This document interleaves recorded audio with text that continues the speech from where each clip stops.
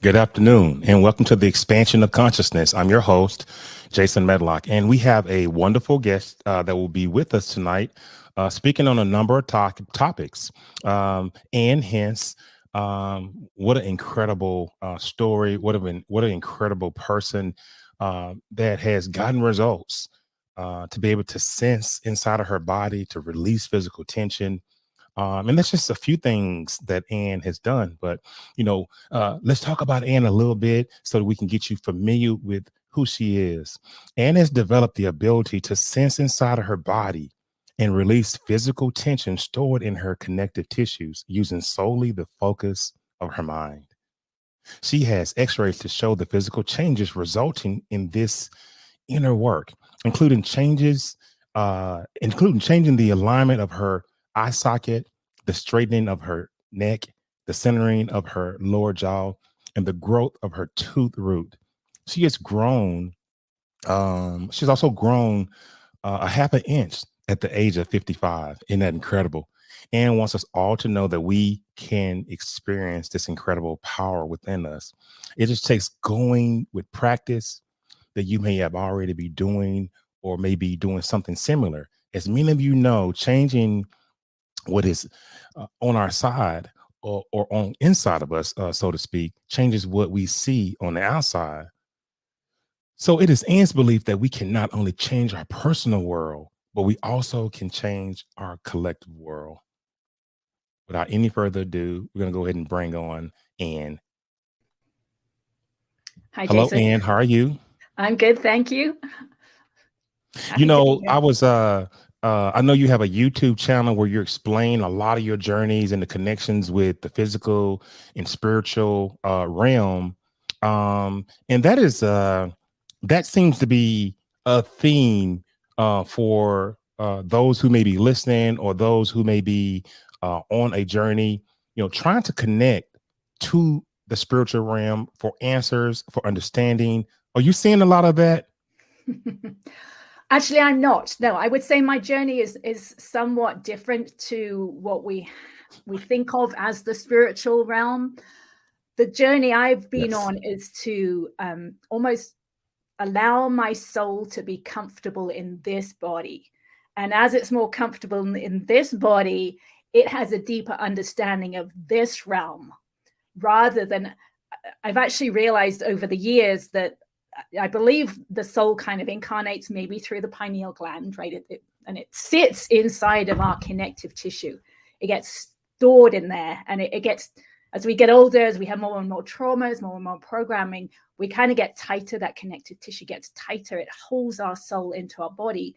So then there's two ways. Either it gets so uncomfortable that it tries to leave, right? And then we get those spiritual, we see other realms, or it can get more and more comfortable in this body so we can release that tension, be more and more comfortable in this body, and then I think we're less likely to actually experience those out of body experiences, but more comfortable in this body and more experience and more understanding of this realm. You know, talking to the body, um, sending messages to the body of healing. I don't think that people understand that those type of things really work. And your body actually can hear you. Your cells can hear you. Your cells can do a number of things, and healing can take place um, a number of different ways. So I have a question for you, and we're going to be broad today. Just broad thinking. So um you've decided to make changes, okay, in your life, and you were the story was, you're a mother dying, and 20 years later you were still affected, and can you talk about the changes that you decided to make in your life that moved you in this direction? Sure. I had a lot of different traumas in my life. Finding my mother dead on the bathroom floor when I was 19 was Yes. kind of the culmination of that. Yes. But I stored everything inside. We get programmed in those first years of life on how to deal with traumas when they happen. And my family's go-to method would have just suppress it all and just carry on with life. So that's what I did. And I realized I was very reactionary. I was very stressed. I was very afraid all the time. Now, I had tried a lot of the different techniques that we talk about kind of in this realm. And, even, The Secret, I tried, Abraham Hicks, and I'd done a lot of those different things over the years. And some of them worked for a little while, but then they stopped working. Mm-hmm. So I had actually something happen. I had a business altercation with a couple of other mothers happen at my boys' school. And that, for me, that was the starting point. It so affected me. It was such a turmoil in my mind. It just went out of control, spinning over and over. What they'd said, what I'd said, what I could have done differently, what I did do, it couldn't stop for 3 days. And it was after that, I was like, okay, something has to change, right? I have to find out how this world works, because I really couldn't go on being that way. So for me, that was the start of the journey. And, if I could put it in just a few words, the whole journey has been about finding my truth in the moment, allowing it to be okay. And that's when the release happens. It's as soon as you fully accept something, whatever it is. It might be a memory, it might be an emotion, it might be a physical sensation, it might be tension in the body. But once you focus and just allow it to be without trying to change it in any way, that's when the release happens. Correct. Just reading your bio and following you on your website, you think a little bit differently about what the law of attraction is and how you can actually use it. I know that we are a signal. I know that we are our own individual source of energy. Can you explain your viewpoint on the slightly different ways you see the law of attraction? Sure. I absolutely think we are a signal. But what most people think of is it's just our thoughts that are a signal. And that is a small part of it in my experience. The whole of us is a signal. Every single thing about us is a signal. It's our size, it's our shape, it's our gender, it's our clothes, it's our hair. And so think about it for a moment, right? If I shaved all my hair off and I went out into the world, I would experience different things back. I would experience people saying different things, people thinking different ways about me. It would be a changed signal. And, it's pretty clear when you change your clothes, right? If you get dressed up, people will respond differently to you. So our thoughts are also part of that. Our posture is part of that. But in my experience, which is from my story, I had to get to a really deep level, kind of what I call the third step in my journey, where I could actually put my awareness inside my body. And that's when I realized how much pain and tension we store inside our body from our past, from our traumas, but we have no awareness of it. But it is massive. The tension stored in my head when I became aware of it was just absolutely unbelievable. And I don't think I could have bared, or however you would say that, I don't think I could have managed that amount of pain and tension if I had been aware of it 20 years ago. But it was still inside of me 20 years ago, affecting me, pulling me off kilter, off alignment, out of alignment, but I was not aware of it. So that's why I think the biggest part of our signal is the history that we store inside of us, actually in our connective tissue. Absolutely. And you have to understand how to clear those traumas and those wounds. And to your point, when the signal is, when you're clear, the signal is stronger. So I guess the question comes to, how do we change our signal to attract a different result? Maybe it's in clothing, hair, shape, right, stance. Those are kind of the easy things, right? Those are the easy things: changing the hair, changing the clothes. Exactly. Well, how do we do this? Okay, well, I went through a series of steps, and your podcast is great because it's expansion of consciousness. Yes. I talk about it as expansion of awareness. Now, I think of consciousness is what we are aware with, and awareness is what we are aware of, or what we're conscious of. And to begin with, most of us are not as aware as we think we are. We always think we are aware until we become more aware. And then we can look back and say, oh, yeah, Yes. really, I was not aware, because we just don't know what we don't know. So I started out using a technique called EFT, which is short for emotional freedom technique. It's also called tapping because it's tapping on different parts of our body. Are you Yes. aware of it? Absolutely. You know what's so strange about this? And I just interviewed a young lady the other day, and she was she was a very, very proficient in the emotional tapping. That is EFT. And EFT, correct? Yeah. So she Yes. in tapping, you know, she took me through some exercises and things like that, tapping right here, tapping right here. What a astounding technique. But I want you to talk about it, but I am aware of that. Okay, yes. So it's a very powerful technique. And the first time I experienced it was at a doctor's office. He was actually a holistic physician. So he knew of, different techniques than other doctors would. But he recognized I was more stressed than I should be, given I was a stay-at-home mother with 2 healthy young boys. Right? I was still stressed. And he happened to know this technique, and he tapped with me about my mother's death for about 15 minutes. Now, those tears were still just under the surface, like 20 years later. And he recognized that, and I allowed the tears to flow. We talked through the experience of finding her, and I walked away from that experience of tapping with him for about 15 Tapping minutes, through something awesome being because able to, just I can still hear you, interview just with a so lady. you know, I can I'm still sorry. hear you. That's okay. I'm just thinking about tapping. I'm like, oh my God, it's just I just did an interview with a lady. This is something and I'm talking to myself while you're talking, but this is moving into my spirit. Like I just talked about this. It's amazing. I'm sorry, Good Ann. timing. Yeah. So I walked away being able to tell the story of her death in my mind for the first time ever without the tears there.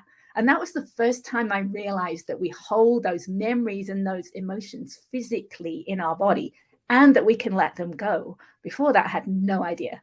So I went home that day. I learned everything I could online about EFT because it was given away by Gary Craig, who developed it for free.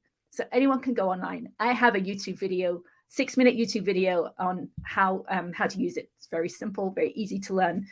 But I have an engineering background. I kind of didn't necessarily believe that one time was enough. Did it really work? Was that just a one-off, a fluke? So I wanted to try it out. And at the time, I had a 17-year-old cat at home, and his kidneys were starting to fail. And we'd been told we had to give him a daily saline shot, an injection, a saline. And I hated shots. So the first time I gave him that shot, my hand was shaking so badly. I knew I wasn't going to be able to do it every day. It was just too stressful for me. So I decided to use the technique and try it out. So I tapped about every aspect of it. I tapped about my hand shaking. I tapped about my fear of hurting him. And I tapped about all the memories from all the injections I had had in childhood. And the next day, when I gave him that shot, the needle just slid right in. All that fear that I had been holding inside the day before had totally disappeared. So that's when I thought, okay, this is really powerful.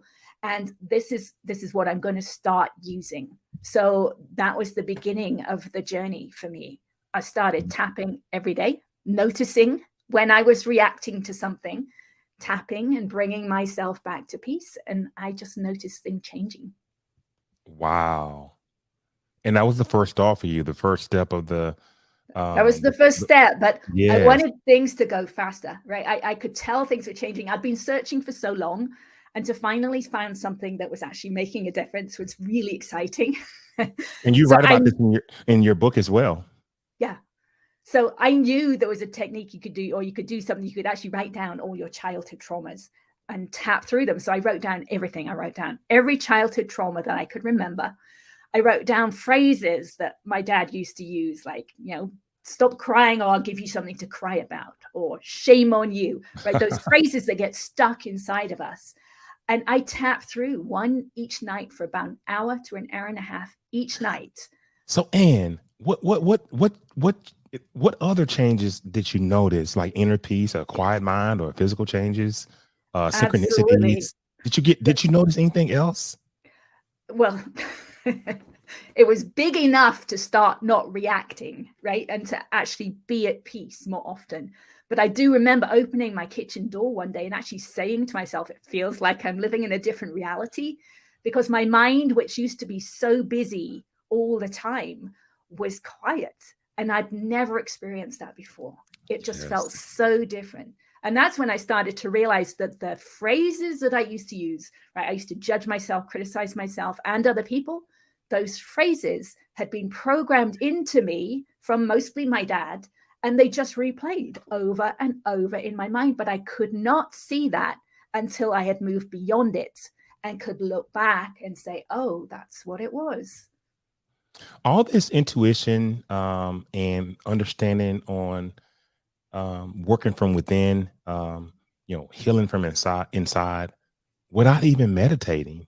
And just from reading and looking at your videos, I know you don't meditate. So do you think there are no benefits, or do you think that there are benefits from meditation? Even though that there are a lot of different modalities we can use, and I just like to understand, how are you doing this without what are you doing to reach that level of calmness so that you can analyze inside without meditating?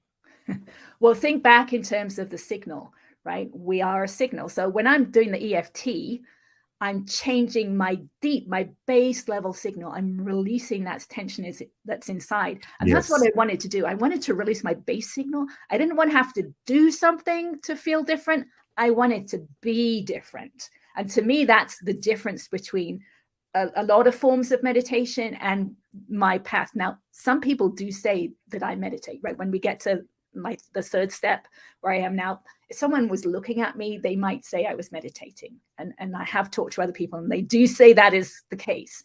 But I never thought of myself as meditating. Now, I do think there are benefits for meditation because, again, going back to the signal, right? If you're quieting yourself, quieting your mind in that moment, you are at a more peaceful signal. You're emitting a peaceful signal and you're attracting more peace back into your future.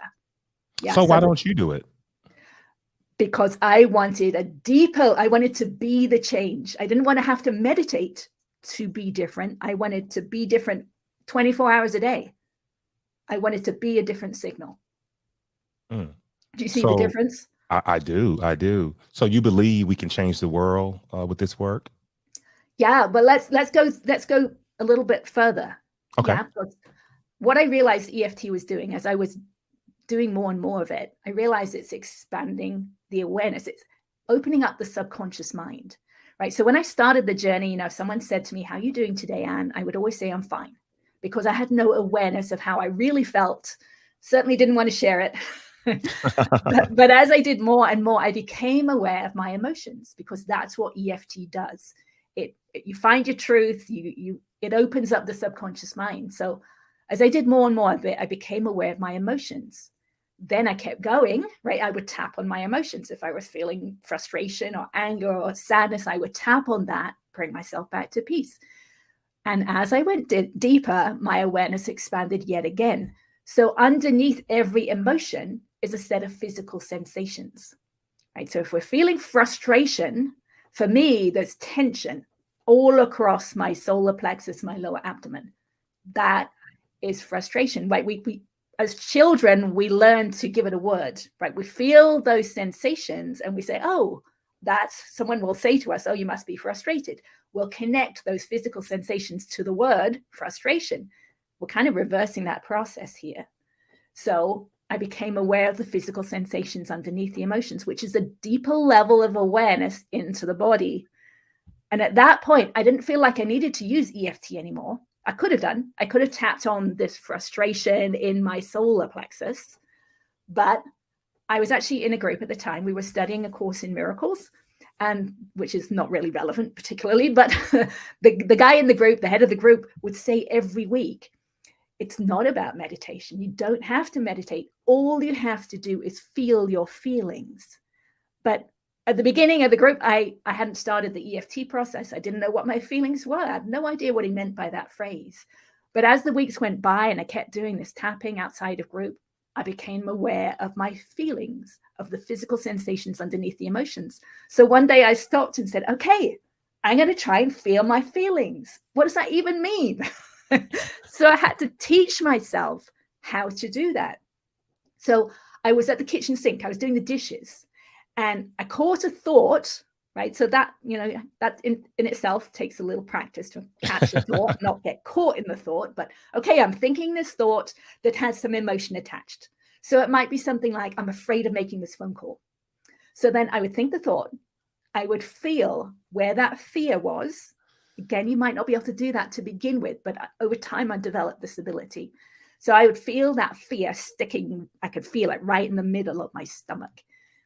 Then I had to feel my feelings. So what does that mean? So I realized if I took a deep breath or if I moved, I would lose my focus on that fear inside my stomach.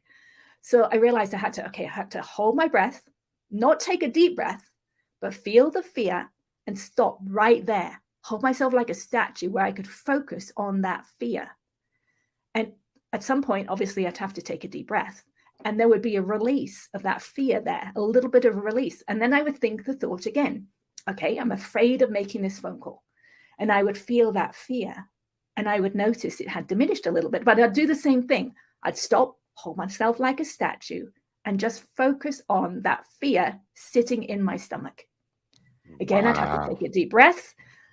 It would release. So I would do that over and over again with the same thoughts of being afraid of making the phone call until the fear had disappeared.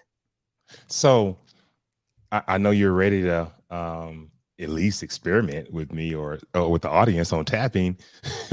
You want to give it a go? With tapping or feeling the feelings? Because these are two different steps now, right? To begin with, I would tap, right? But now I'm not tapping. I'm just focusing on that feeling inside of my stomach, that whatever the feeling is, right? So it's two very distinct steps. But that's because you've advanced from tapping, and now you're mainly right. you understand now how to actually feel.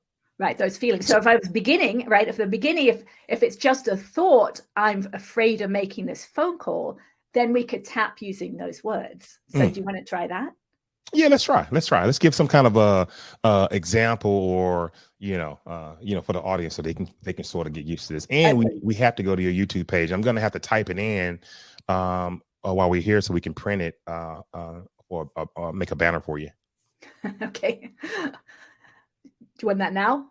No, we just go ahead and try it. Yes. Okay. So do you have anything in mind? Is there anything you're afraid of, or something that's happening that's up? And we're both metaphysical coaches. So we practice on clearing ourselves and never thinking negative. So let me just try to figure something out. Now, I do not practice never thinking negative. I allow those negative thoughts to come, and then I feel them or I tap with them, because if we suppress them by trying to not think them, they're still inside of us, right? I want them to come up and out. So that's a subtle difference between what I've done and a lot of people do. Okay, a lot of people can recognize recognize the stress. So we'll say stress from bills, stress from kids in college, stress from job.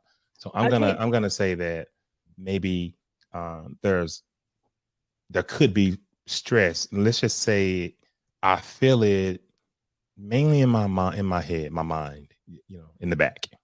Okay. So then you'd start out with the karate chop point, which is in the side of your hand, where you would give a karate chop if you were going to do that. And you say something like, even though I feel a little stressed right now. Even though I feel a little stressed right now. That's my truth in this moment. That's my truth in this moment. And it's okay that I'm feeling this stress. And it's okay that I'm feeling this stress. So let's say it again. Even though I'm a little stressed right now. Even though I'm a little stressed right now. That's my truth in this moment. That's my truth of this moment. And it's okay that I'm feeling stressed. And it's okay that I'm feeling stressed. Okay, then we tap. We've tapped fairly firmly, but not to hurt yourself. First point is the crown point on the top of your head. This stress. We just say this stress. This stress. Okay, so tap about 7 times or so, and then move on to the next point, which is the beginning of the eyebrow. The stress. The stress. Then on the side of the eye, the bone on the side of the eye, this stress. This stress. And then underneath the nose on the upper lip, this stress. This stress. And then on the chin, this stress. This stress. And then on the collarbone, this stress. This stress. And look at my video to get more details on that point. And Okay. then under the armor, where your bra strap goes across, if you have one, this stress. The stress. Okay, then you take a deep breath. Let it out. And that is 1 round of EFT. Oh, wow. Now, what you do is you keep going until you feel some release from the stress. Okay. Now, if you're doing like a story from a memory, like with my mother's death, I would tap as I talk through the story. And then I'd go back to the beginning of the story and tap through it again as I'm telling myself the whole story. And as you do that, the subconscious mind is opening up. So more details of the story will show up, right? Because a lot of us forget some of the parts, the details of stories like that, because it's so emotional inside of us. But as we let those big emotions go, then the smaller details of the story that's also stuck inside of us will come to the surface and we can release those.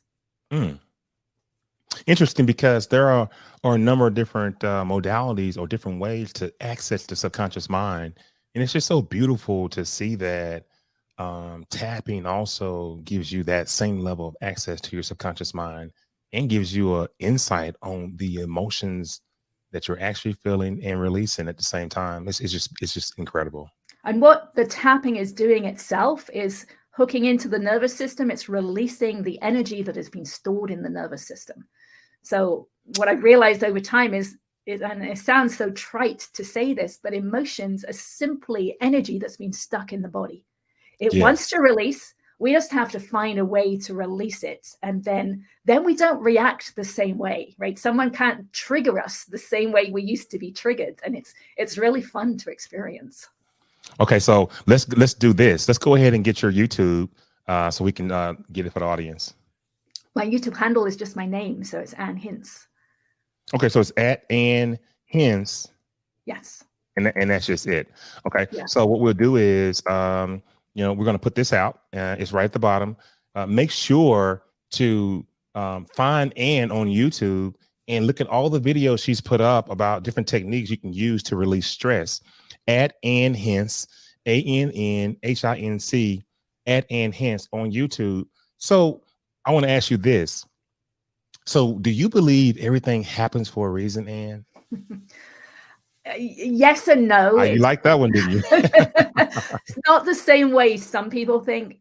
I believe that we are programmed, as I've mentioned, programmed in those first few years of life. And we store that energy, those emotions, we store them inside of us.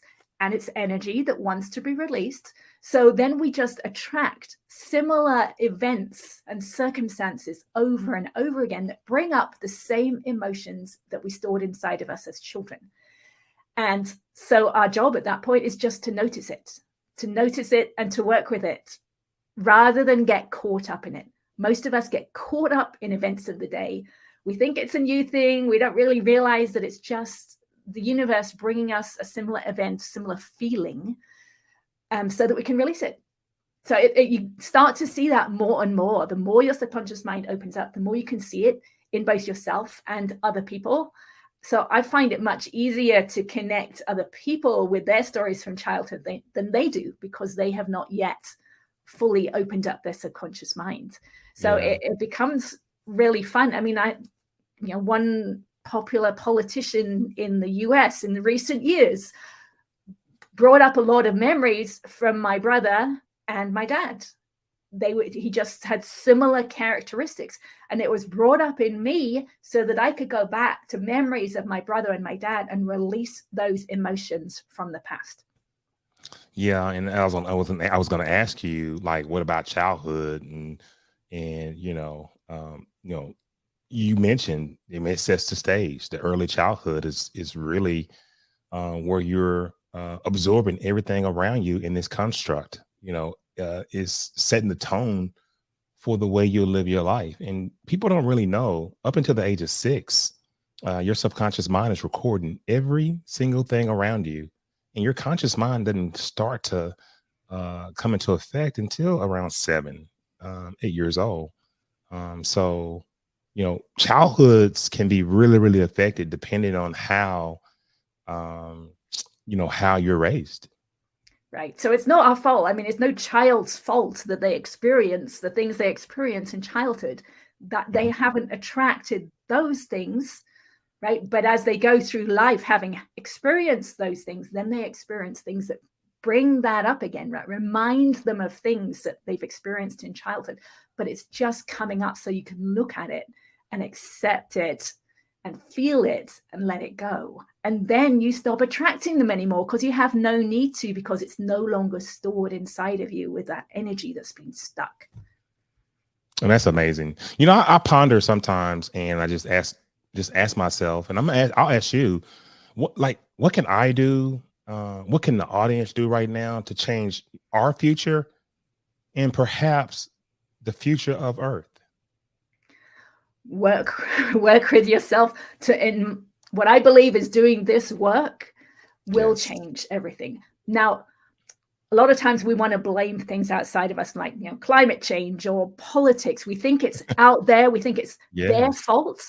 But our part of that equation is how we feel about it, right? So if we're frustrated or angry because a politician is not doing this or that, that frustration and that anger is ours. That's where our power is working with the way we feel about anything that's happening out there. Because if we can come to peace about that, we're putting off a different signal and we're attracting something different back into our future, right? Personally and collectively. The connection between the physical and the spiritual is something that's pretty doggone amazing. And the concept between being a signal and the way you really look at the law of attraction. I just love the way that you explain that so eloquently. We've been pushed on time right now. Do you have any words or last thoughts you'd like to leave with the audience? Well, I do want the audience to know how powerful we are. I mean, I had no idea that, you know, we never got to the third step, but the third step is being able to put awareness inside the body, right? And release tension in the bones and the skull. And that I didn't know that was possible. Like 10, 20 years ago, I had no idea that was possible.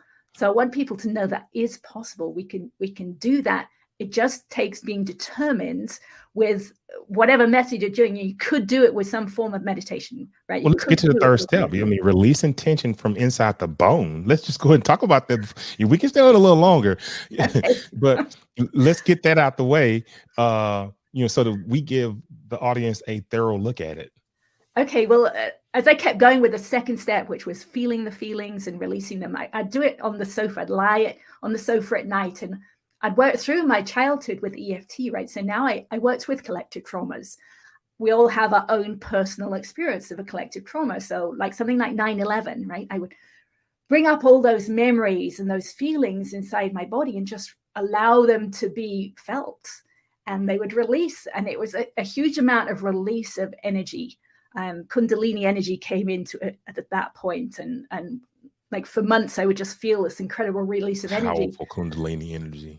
And eventually it got to the point, the Kundalini stopped. And at that point, I was able to actually keep my awareness inside my body after the tension had released. It felt very different. It was just a very different experience. And I didn't know what I was doing. Never heard of it before. So I started to play. I started to move my awareness around inside. And I noticed I could feel a place with tension as opposed to no tension. So I would just focus on the tension and it would release. I'm doing the same thing that I was doing with feeling the feelings, like focusing on a feeling, allowing it to release, which is similar to the EFT, which is focusing on a story or an emotion, allowing it to release.